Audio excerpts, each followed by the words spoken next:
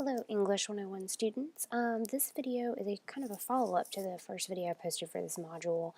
This video is going to show you how, once you have found your sources, how to turn them into works cited entries. And what you see here before you are two examples of how you would use works cited entries. This first one over here on the left-hand side should look familiar because it's the example annotated bibliography I posted for you guys already.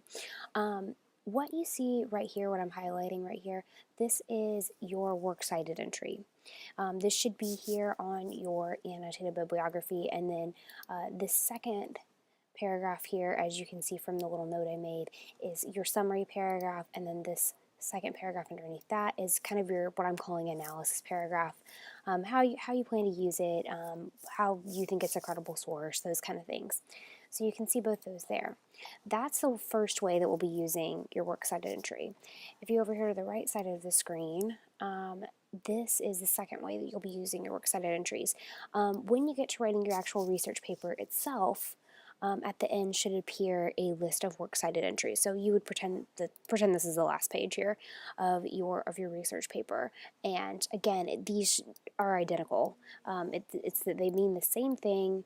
So if I say create a works cited entry, you'll first do it here, and then you can also use the exact same thing at the end of your research paper. Ideally, that's what's supposed to happen.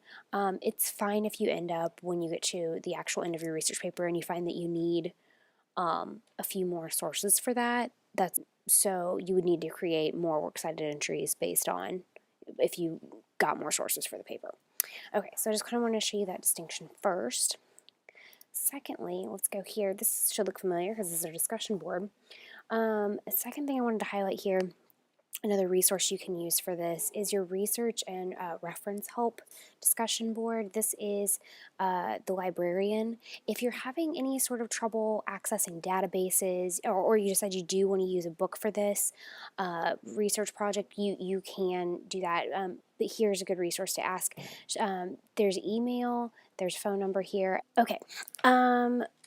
Second resource I want to show you here is this website right here. It's linked in the resources section, the general resources section of our Blackboard course, but if you haven't looked at it yet, this is called the Purdue OWL Online Writing Lab.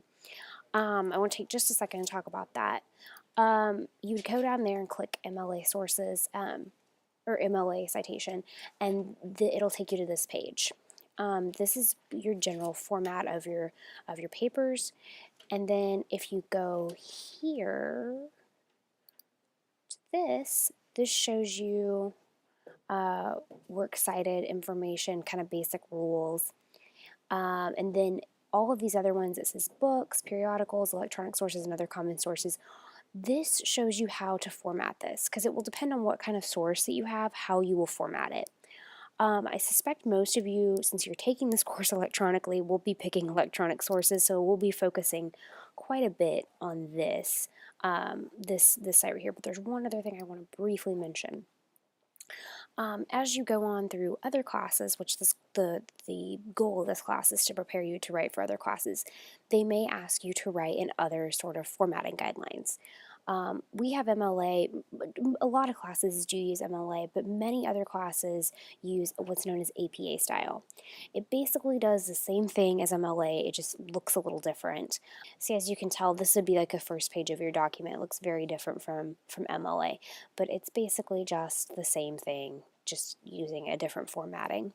If you're thinking into going into any nursing fields or anything with medicine or psychology or anything like that, or science-based fields, okay, yeah, to here.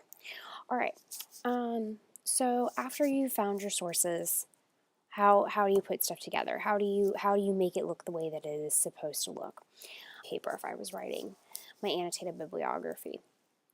Okay, so I'm just going to kind of take you through how to figure this out, and there's going to be a lot of flipping, so bear with me. If you have questions, you can always rewind, which is why I'm making a video. Okay, so this is a specific article on a newswire, where it's a page on a website. It works the same either way.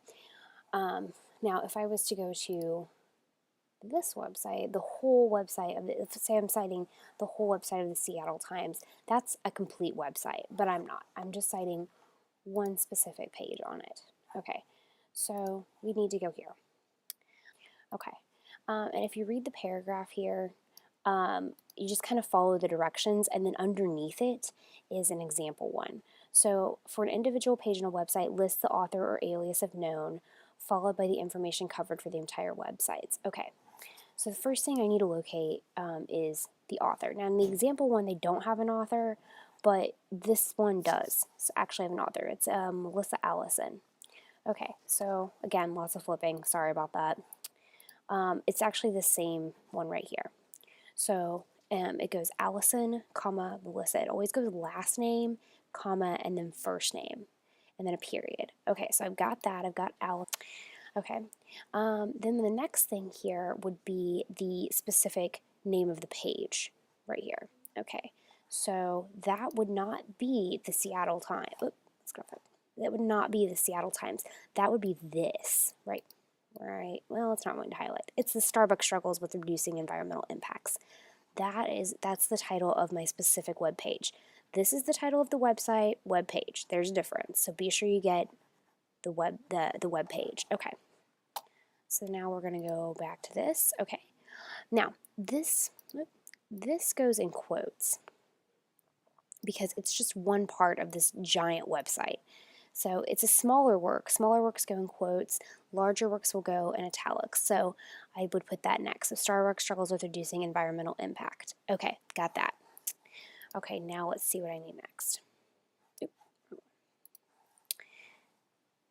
Okay. Next comes, this is the website, or the entire website that I found it on, which was the seattletimes.com. So that would come next. It's italicized. Okay, then this is where things kind of get confusing. Sometimes this gets a little tricky for some people. Okay, the next thing that would come would be the name of institution or organization affiliated with the site, sponsor, publisher. Okay, that's generally found way down at the bottom, and you can see it says copyright 2011, the Seattle Times Company. It's usually whatever is listed after the copyright date, copyright, whatever, so Seattle Times Company. For the New York Times, it's New York Times Company. For CNN, it's the Turner Broadcasting System. Anything like that. So it will always follow, whoever owns it or publishes it will always follow that copyright date. So be sure you scroll all the way to the bottom. Sometimes there'll be comments and stuff. You have to get past all that as well. Okay, so looking back there, got that. You notice that is not in italics because it's a company, not a work. So we will keep that there. Okay. Next, let's see what we need next. Let's go back up here. Okay. Next, we would need the date of resource creation if available. Okay. Now, a lot of times you're going to want to put whatever's down here, copyright 2011. That's just the last time the copyright was issued. You would want to look up here. Okay, so we've got it originally published at May 14th, 2008, and then it's also updated on the same page.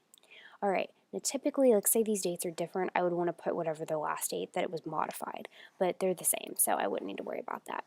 If the only date that you can find is that copyright date down at the very, very bottom, you would put in lowercase in period P period there, in period D period for in no date there.